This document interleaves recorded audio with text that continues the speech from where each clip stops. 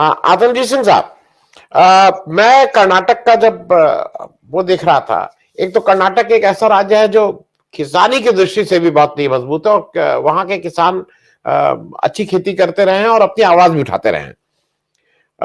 कर्नाटक की एक चीज और मैं अपने दर्शकों के साथ शेयर कर लूं कि कर्नाटक में कांग्रेस ने मेरे पास पिछले 22 साल के आंकड़े हैं, 23 साल के आंकड़े हैं, 99 से अभी तक के मैंने आंकड़े निकाल के सामने रखे हुए हैं विधानसभा इलेक्शंस के। कांग्रेस कभी भी 33.86 34% से नीचे वोट उसको नहीं मिले हैं।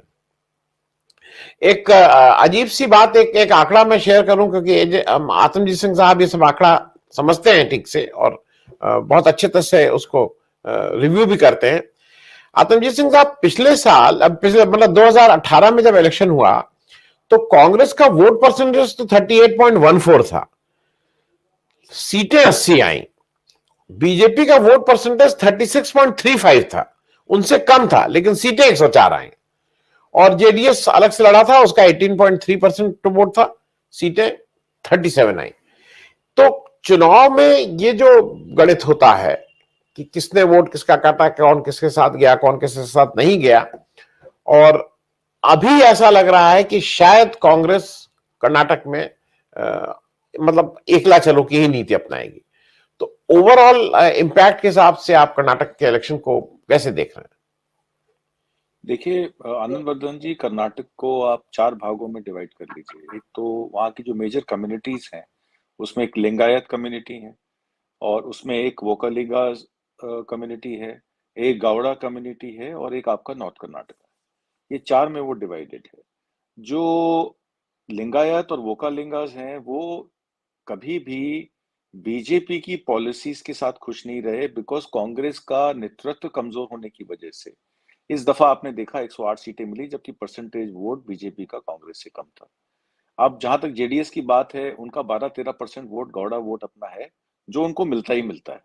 वो एक किंग मेकर की उसमें पोजीशन में आ जाते हैं कि 12-13-14 एमएलए उनके हमेशा ऐसे रहते हैं कि वो किसी भी तरफ स्विंग कर लेते हैं, क्योंकि वोट परसेंटेज जो है between the first two parties वो 2-3% का ही स्विंग रहता है। या 38 उनको मिलेगा तो 35 उनको मिलेगा। अगर आप पिछले 2-3 इलेक्शंस देख लें तो कांग्रेस की बेस्ट परफॉर्मेंस करीब 130 सीटों की रही है, और जो बीजेपी की बेस्ट परफॉर्मेंस है वो इस इलेक्शन में 108 सीटों की रही है। इससे पहले 108 सीटें कभी बीजेपी के पास आई नहीं। तो मेन बात यही रह जाती है कि अब आने वाले इलेक्शन में 2022 में दो तीन चीजें हैं इसमें।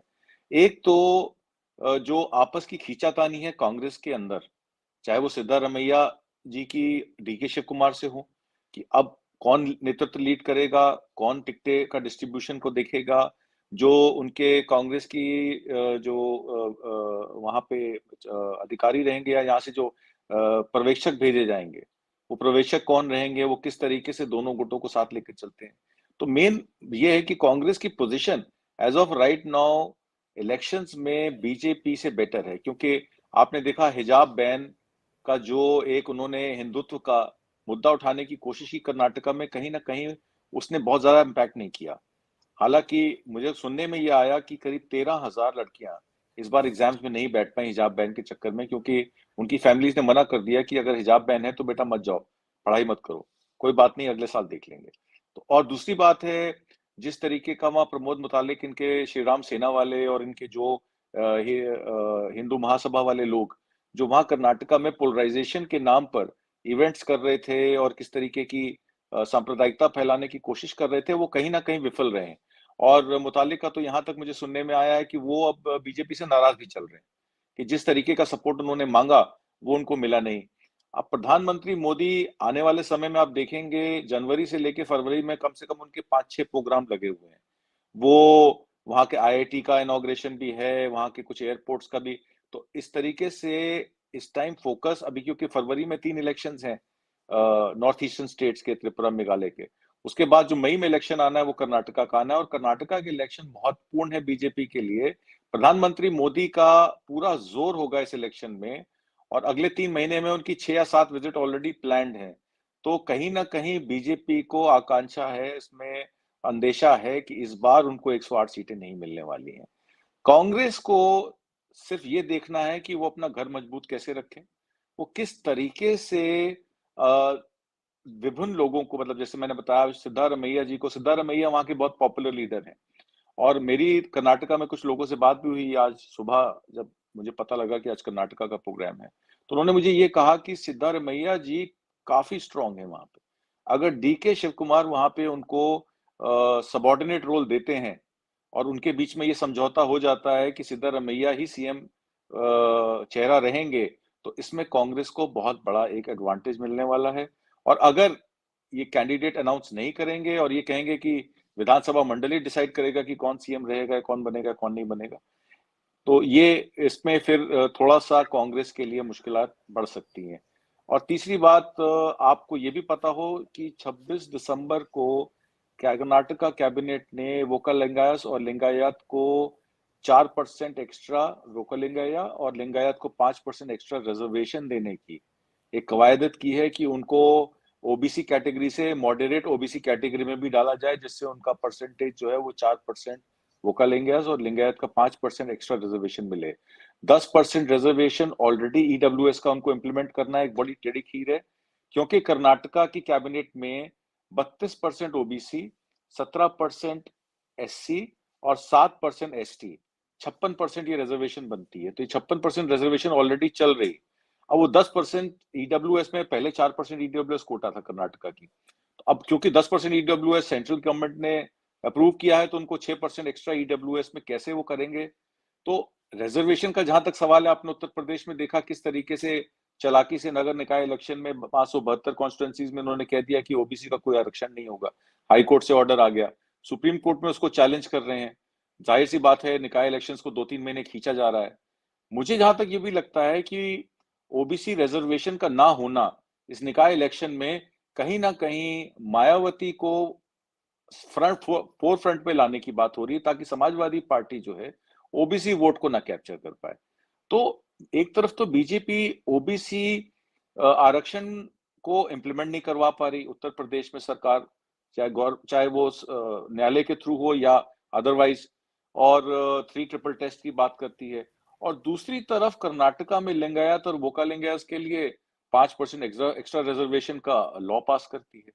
तो आप समझिए कि पॉलिटिक्स स्टेट लेवल पे कैसे पलटी मारती है। तो डेफिनेट सी बात है, जहां तक मुझे ये लगता है कि बीजेपी इस टाइम स्टिकी विकेट पे है, नहीं तो इस तरीके का ओबीसी रिजर्वेशन का इंक्रीमेंट करना 2 कम्युनिटीज के लिए, ये इनकी नेशनल पॉलिसी से खिलाफ है। मेरा कहने का मतलब ये था, उत्तर प्रदेश में वो नेशनल पॉलिसी के अकॉर्डिंग चल रही है और कर्नाटका में उसकी विपरीत चल रही है, तो इसका मतलब है कि थोड़ा सा मामला डगमगाया हुआ है बीजेपी। जी, आतमजीत सिंह साहब, एक चीज और बताइए। कल अमित शाह साहब कर्नाटका जाते हैं और वो एक जैसे जनरल बयान नहीं देते हैं, उन्होंने बयान देते हैं कि सब करप्ट है, बीजेपी को छोड़ के कांग्रेस कांग्रेस सब करप्ट है, केवल बीजेपी ठीक है। और ये बयान वो तब दे रहे हैं जब येदुरप्पा जी को बगल में बिठा के बयान दे रहे हैं। मतलब येदुरप्पा जी तुम्हारे कर्ता धर्ता वहां के, और येदुरप्पा जी के ऊपर कितने भ्रष्टाचार के आरोप हैं, क्या क्या हैं, और उसके बाद वो सबको भ्रष्टाचारी बता रहे हैं। तो ये जो एक बीजेपी का एक गेम होता है कि नेम शेमिंग वाला, कि इतना करना, कहना शुरू कर दो झूठ सच कुछ भी, जिससे लोगों को लगे हाँ कुछ तो था, हाँ कुछ तो था। मैं इस सिलसिले में आपसे इसलिए पूछ रहा हूं कि ये भी खूब होगा इस इलेक्शन में, जैसा अमित शाह साहब ने पिच पर ठीक की है कि व्यक्तिगत आक्षेप, कौन कितना अच्छा, कौन क्या, वो कितना गंदा, ईडी और सीबीआई का रोल भी बढ़ने लगेगा, नई नई फाइलें खुलने लगेंगी।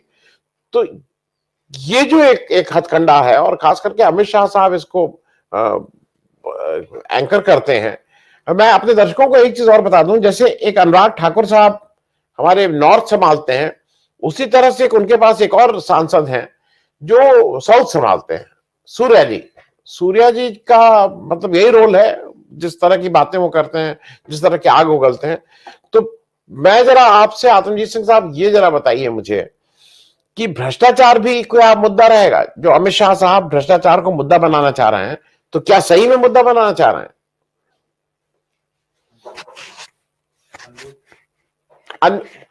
अनम्यूट कर लीजिएगा, अनम्यूट कर लीजिए। जी, ऐसा है आनंद वर्धन जी, भ्रष्टाचार तो मुद्दा बनना चाहिए, क्योंकि वहां के सिविल कॉन्ट्रैक्टर्स कहते हैं कि 30% कमीशन मिलती है, देनी पड़ती है, नहीं तो सड़क के कॉन्ट्रैक्ट नहीं मिलते हैं। जो बिल्डर्स हैं वहां के लोकल, वो कहते हैं 40% कमीशन देनी पड़ती है, नहीं तो वहां बिल्डिंग के कॉन्ट्रैक्ट्स नहीं मिलते हैं। वहां पे मठ के जो संचालक हैं वो कहते हैं कि हमें 30% कमीशन देनी पड़ती है, नहीं तो हम मठ नहीं चला सकते हैं। लिंगायत कम्युनिटी की सबसे बड़ी शिकायत थी बीजेपी गवर्नमेंट के साथ कि ये लोग पैसा भी लेते हैं और हम लोगों के काम भी नहीं करते हैं। तो मिस्टर 30%, मिस्टर 40% तो खुद ही इनकी सरकार में है। और बरसराज बोम्मई साहब को इसीलिए लाया गया था कि येदियुरप्पा पे करप्शन के बहुत बड़े इल्जाम थे, और वहां पे पॉलिटिक्स जो है वो बड़े बड़े रसूखदार लोग करते हैं, जो पैसे वाले लोग करते हैं, बड़े बड़े माइनर्स जिनके अरबों रुपए की संपत्ति है वही पॉलिटिक्स करते हैं। एक कॉन्स्टिट्यूंसी में इलेक्शन 10-10, 20-20 करोड़ रुपए का जाता है। वहां के तो कॉर्पोरेटाइजेशन इतना इलेक्शन का कि जो कॉर्पोरेट्स हैं, जो पूंजीवादी लोग हैं, वही इलेक्शन लड़ पाते हैं। 4-4, 5-5 जनरेशन से वही फैमिलीज इलेक्शन लड़ती आई हैं। तो कर्नाटका में तो पूरा पूंजीकरण है इलेक्शन का। तो ये जो भ्रष्टाचार का आरोप अपना अमित शाह जी कांग्रेस पे लगा रहे हैं, तो उसके सबसे बड़े आरोपी तो वो खुद हैं। आपने देखा किस तरीके से रिजर्व बैंक ऑफ इंडिया ने जब रिप्लाई करा सुप्रीम कोर्ट में डिमोनेटाइजेशन पे, तो उन्होंने कहा कि जितनी भी बातें ये सरकार करती है कि किस तरीके से नोटबंदी की गई, वो नोटबंदी के सारे जितने कारण प्रधानमंत्री मोदी ने दिए उसको सबको नकार चुके थे 2 घंटे पहले। 8 नवंबर 2016 में जब अनाउंसमेंट हुई 8 बजे प्रधानमंत्री मोदी ने संबोधित करके कहा कि आज से ये 500 1000 के नोट लीगल टेंडर नहीं रहेंगे, तो 6 बजे आरबीआई ने कहते हमने रिपोर्ट दे दी थी कि जो आप ये कारण दिए ये सारे कारण गलत हैं। इससे ना कोई कालाधन आएगा, ना इससे कोई टेररिस्ट फंडिंग में कोई असर पड़ेगा, ना इससे कोई ऐसा काम होने वाला है जिसको आप करके, और रीमोनेटाइजेशन का कॉन्सेप्ट तो उन्होंने कहा आप कर सकते हैं, पर डिमोनेटाइजेशन से कोई फायदा होने वाला नहीं। तो अगर ये सरकार खुद ही एक बहुत बड़ा फ्रॉड पूरे हिंदुस्तान पे खेल के और किस तरीके से डिमोनेटाइजेशन करके लोगों का पैसा अंदर कर सकती है, और वो इल्जाम लगा रही है कि वो दूसरी पार्टियों पे कि वो करप्ट है और वो कमीशन खोर है, तो ये बात तो समझ से बाहर है। जितना पैसा आज की डेट में पिछले 8 सालों में बीजेपी की सरकार ने अपनी सेंट्रल पार्टी में इकट्ठा किया है, और आज तक अभी तक ये नहीं पता लगता है कि आपकी जो इलेक्टोरल फंडिंग है वो उसके कितने बॉन्ड्स बीजेपी पार्टी के खरीदे गए, कहां-कहां से खरीदे गए। हैदराबाद, दिल्ली, मुंबई, किसी भी आप स्टेट में देख लीजिए, एसबीआई के 90% बॉन्ड्स जो है वो बीजेपी सरकार के बीजेपी की पार्टी के खरीदे जाते हैं। सबसे सबसे महंगी और सबसे रिच पार्टी बीजेपी की हो गई, और नए नए ऑफिस और नई नई बिल्डिंगें। और सेंट्रल विस्टा प्रोजेक्ट क्या है? क्या ये करप्शन का मूर्ति नहीं है? जिस तरीके से सेंट्रल विस्टा प्रोजेक्ट बनाया गया, जब देश में पलायन हो रहा था लेबर का, और जो किसान थे वो किसान अनाज देने के बाद भी उनको एमएसपी नहीं मिलती है, उस सेंट्रल विस्टा प्रोजेक्ट में आपने 25-30 हजार करोड़ रुपए खर्च कर दिए। आने वाले समय में क्या लोकतंत्र बच पाएगा जिस तरह से सरकारें चल रही हैं?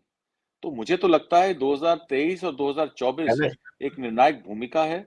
अगर 2023-24 के इलेक्शन अगर सही तरीके से हो गए और पब्लिक मैंडेट जो है सही पार्टियों को मिल गया, तो लोकतंत्र बच जाएगा इस देश का, नहीं तो आने वाला समय बहुत कठिन है। क्योंकि हो ठीक। सकता है 2024 के बाद, एक बड़ी स्टेटमेंट देता हूं कि 2029 में कभी डेमोक्रेटिकली इलेक्शन हो ही ना। ये भी एक लोगों के मन में आशंका है।